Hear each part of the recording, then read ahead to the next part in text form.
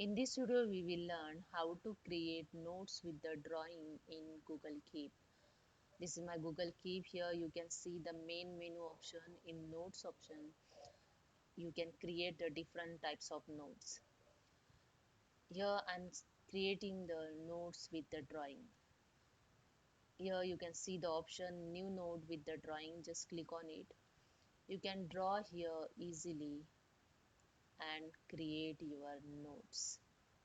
Okay, you can change your pencil size, you can change your pencil color, and you can create. Here you can see the different types of pencil also available. You can change here background your notes. So here you can change your background also, and you can create notes.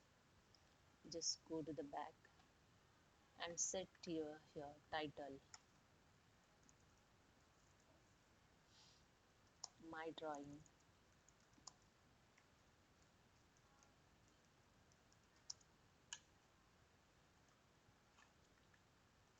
And you can write here your notes.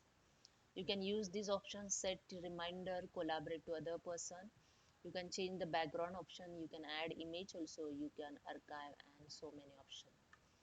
And just close it. Here you can see the notes will automatically add it here.